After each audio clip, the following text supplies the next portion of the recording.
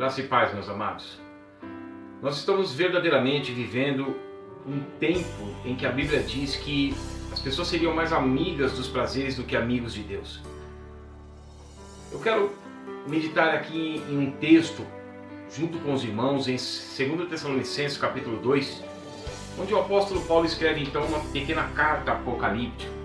Ele vai falando sobre o arrebatamento, sobre a apostasia, sobre a manifestação do anticristo, sobre a operação do erro e do engano que viria, infelizmente, para que muitos dessem crédito à mentira por causa da sua rejeição à verdade da palavra de Deus.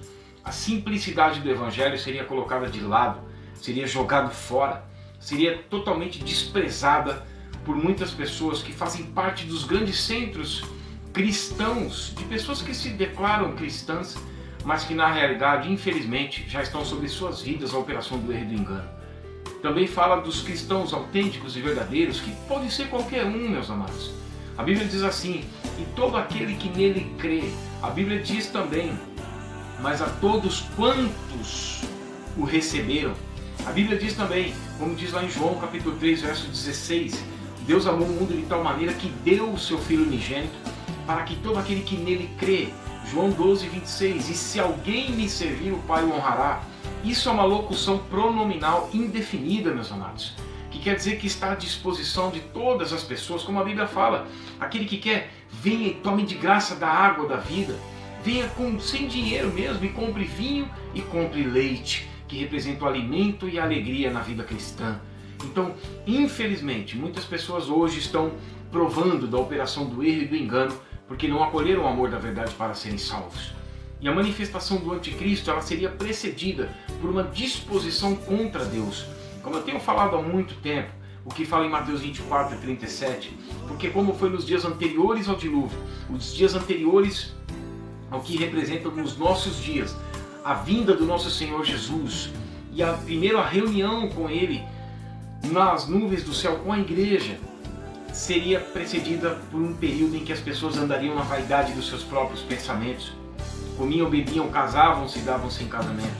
As pessoas seguiriam a disposição do anticristo, o endeusamento do ser humano, a nova era, a nova ordem mundial. E aqui no capítulo 2, do versículo 4 de 2 Tessalonicenses, fala assim: o qual se levanta e se opõe contra tudo que se chama Deus ou é objeto de culto, a ponto de assentar-se no santuário de Deus, ostentando-se como se for o próprio Deus.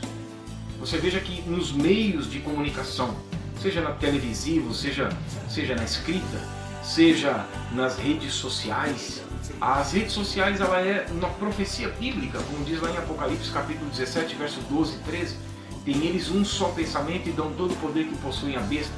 A besta, o que diz lá em Daniel 7, 24, é um reino, animal é reino, rei, poder, domínio, e que virá posteriormente uma personalidade que a Bíblia o caracteriza como anticristo, como o homem da iniquidade, como o filho da perdição, como o abominável da desolação. E muitas pessoas então estariam envolvidas com isso. Nós vemos toda a rebelião contra Deus nas redes sociais, nós vemos toda a rebeldia da população global, inutilizando completamente a palavra de Deus, tirando completamente o Deus da Bíblia de cena, porque se as pessoas pudessem, elas próprias exterminariam Deus. Porque a palavra de Deus, ela coloca regras para nós vivermos, regras essas estipuladas pelo próprio Deus. Então a igreja também vai falando aqui, no capítulo 1 de 2 Tessalonicenses 2, do verso 3 ao verso 6, vai falando, o apóstolo Paulo vai falando palavras de encorajamento à igreja, assim como nós temos essas palavras de consolo, porque a Bíblia diz lá em Romanos 15, 4, que as coisas que foram escritas a nosso respeito foram escritas, para que, para conforto e consolação das Escrituras, nós tenhamos esperança. A bendita esperança que o nosso Deus virá e vai arrebatar a sua igreja, vai levar de um lugar para o outro, a nossa reunião com Ele, como fala aqui no capítulo 2, verso 1 a 3, que nós não devemos nos demover da nossa mente com facilidade, supondo que o dia do Senhor já tenha chegado. Não chegou ainda, mas vai chegar esse período e está próximo, porque nós estamos vendo as profecias se cumprirem diante dos nossos olhos.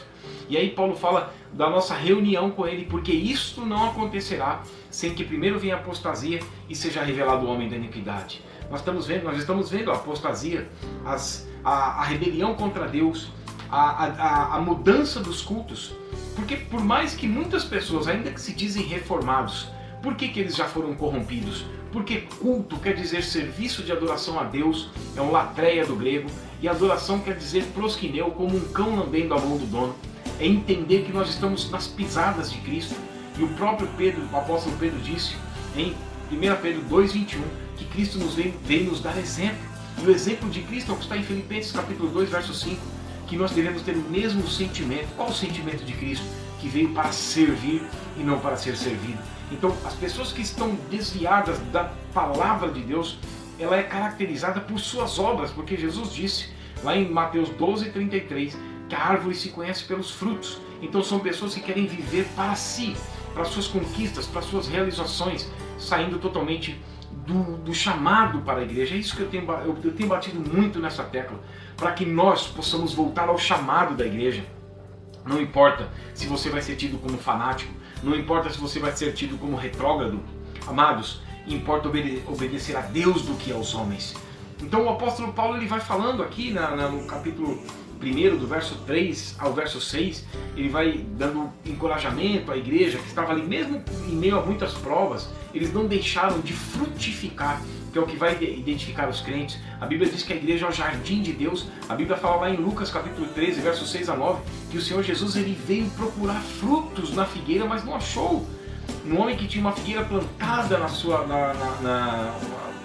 vinha e não achou o fruto. Mas só que ele espera colher frutos. Ao cabo de 3 anos ele veio. Então nós temos que frutificar. E Paulo fala que a igreja ali dos Tessalonicenses, em Tessalônica, eles estavam em meio a muitas provas, eles não deixaram de frutificar. Mesmo em meio a muitas tribulações e perseguições que suportavam, sinal do reto juízo de Deus, sinal do reto juízo, evidente do reto juízo de Deus na vida deles. Ou seja, para que fossem considerados dignos do reino de Deus. O que isso quer dizer? Que se nós queremos participar das glórias de Cristo, queremos ser salvos, nós queremos o céu, só que tem muita gente que não está querendo participar dos sofrimentos de Cristo. E participar dos sofrimentos de Cristo no período em que nós estamos vivendo, em que tudo se levanta e se opõe contra tudo que se chama Deus ou objeto de culto, a ponto de assentar-se no santuário de Deus, ou seja, totalmente blasfemos, pessoas blasfemas, pessoas que estão em total rebelião contra Deus, e muitos crentes estão se escondendo. Só que a Bíblia diz que os tímidos não herdarão o reino dos céus. A Bíblia diz que Deus nos deu espírito de intrepidez, ou seja, nós devemos nos apresentar ao mundo, nós somos a luz do mundo. Tem muitos crentes se escondendo com os seus dons, se escondendo com as suas habilidades, e tudo isso vai ser cobrado de você. Então, por que ser considerado digno? Porque são pessoas que examinam as Escrituras, são pessoas que se colocam a serviço do Senhor. Vão sofrer perseguições de uma forma ou de outra. A Bíblia diz lá em 2 Timóteo capítulo 3, verso 12, que aqueles que querem viver uma vida piamente em Cristo sofrerão perseguições. O que é ser pio, piedoso? Quer dizer respeito e valorização às sagradas Escrituras em prática nas nossas vidas. O que é o ímpio? O ímpio está lá no Salmo 10, no verso 4, onde diz que o ímpio no seu coração não investiga. Em todas as suas cogitações são que não há Deus. O que é o ímpio? O ímpio vive como se Deus não existisse. Não é de boca, não é de ficar falando. Jesus disse, nem todo aquele que me diz Senhor, Senhor, entrará no reino dos céus, mas aquele que examina as Escrituras para praticar, como fala lá em Colossenses capítulo 1, verso 10 a 9, que nós devemos ser cheios do conhecimento da vontade de Deus para sermos agradáveis a Ele, para saber como nós vamos servir ao nosso Deus. Então, totalmente diferente do que nós estamos vivendo hoje. E pessoas que não se apoiam nas Escrituras e que não colocam a Bíblia na prática como a sua única regra de fé, essas pessoas, o próprio Deus envia a operação do erro e do engano para darem crédito à mentira. Por isso que elas pensam que está tudo bem. Só que a Bíblia diz em 1 Tessalonicenses capítulo 5, verso 3, quando andarem dizendo a paz e segurança sobrevirá a repentina destruição. São pessoas que estão cavando e escavando e construindo as suas casas sobre a areia, sobre uma coisa mais fácil. Não se corta a cruz. Não se chega na Jerusalém celestial sem passar pela Jerusalém física, que seria uma rejeição ao Senhor. Não se chega ao céu dessa forma, meus amados. E a Bíblia diz, para a igreja dos Tessalonicenses, que mesmo nas muitas provas que eles estavam suportando, a tal ponto que nós mesmos nos gloriamos de vós nas igrejas de Deus, à vista da vossa constância e fé, em todas as vossas perseguições e nas tribulações que suportais, sinal evidente do reto juízo de Deus, para que sejais considerados dignos do reino de Deus, pelo qual com efeito estáis sofrendo.